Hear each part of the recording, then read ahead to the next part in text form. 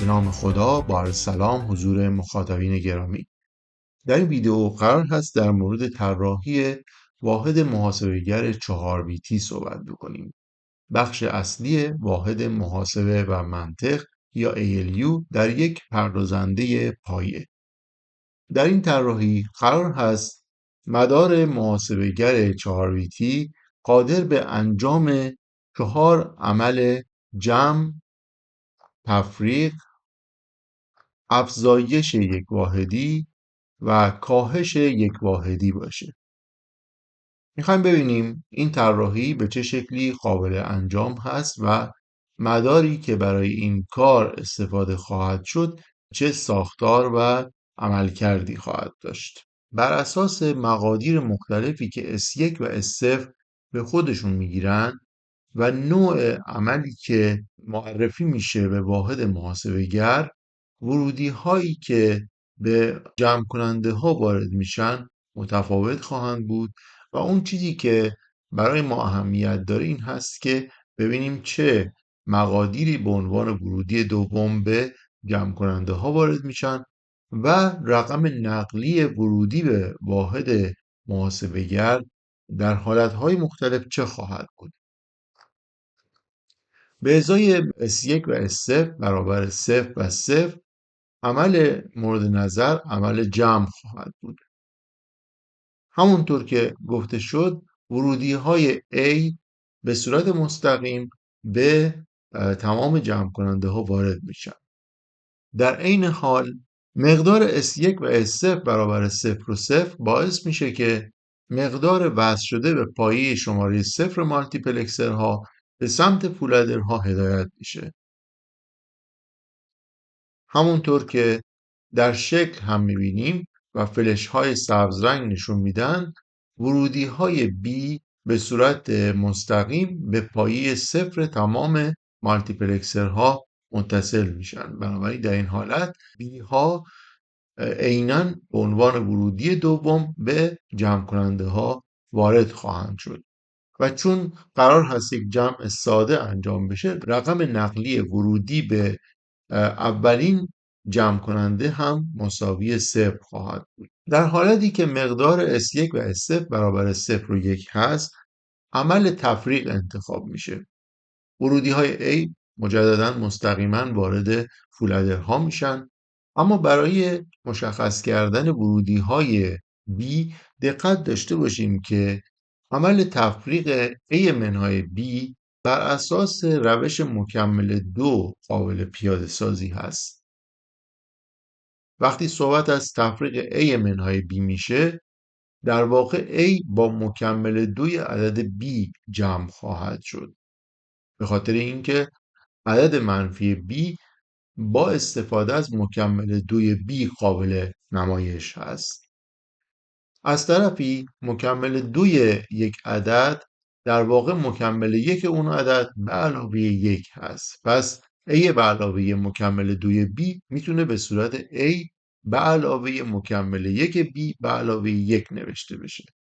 میدونیم که مکمل 1 عدد در واقع با نات کردن تمام بیت های اون عدد حاصل میشه. پس به این ترتیب بیت های A با نات بیت های B باید جمع بشن و اون به علاوه 1 هم که در نهایت باید اضافه بشه در قالب رقم نقلی اضافه خواهد شد. به این ترتیب بی نات ها به عنوان ورودی های Y به جمع کننده ها وارد میشن و رقم نقلی ورودی هم برابر 1 خواهد بود تا مکمل 2 B بتونه به این ترتیب ساخته بشه. همونطور که در شکل ملاحظه میکنیم خطوط زرد رنگ هدایت بینات ها رو به سمت پایه شماره 1 تمام مالتیپلکسرها نشون میده. در حالتی که S1 و S0 مقدار 1 و 0 رو به خودشون میگیرن، عمل افزایش یک واحدی مد نظر خواهد.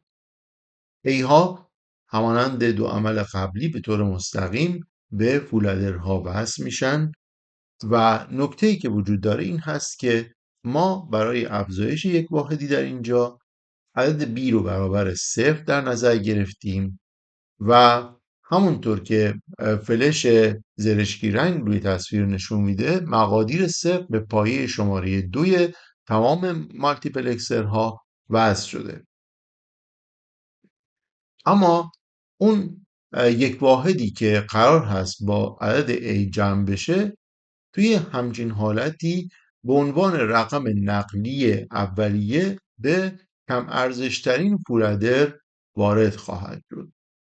این حالتی هست که در این طراحی مد نظر قرار گرفته، وگرنه ما میتونستیم عمل افزایش رو به شکل دیگری هم پیاده سازی بکنیم. برای سادگی، برای اینکه به تمام مالتیپلکسرها مقدار واحدی به عنوان ورودی شماره 2 وارد بشه، به این شکل توی طراحی در نظر گرفته شده. بیاییم سراغ حالتی که S1 و S0 مقدار 1 و 1 دارن. عمل مورد نظر در این حالت کاهش یک واحدی هست.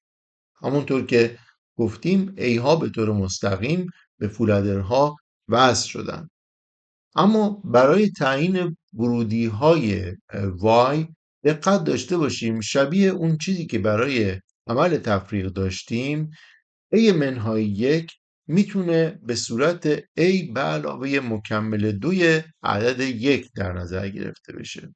میدونیم که مکمل 2 عدد 1 در چنین حالتی یک رشته 4 بیتی خواهد بود که تمام بیت های اون برابر 1 هستند. به این ترتیب ورودی های Y همگی برابر 1 خواهند بود. در شکل هم میبینیم فلش های آبی رنگ هدایت مقدار 1 رو به سمت پایه های شماره 3 تمام مالتیپلکسرها نشون میده.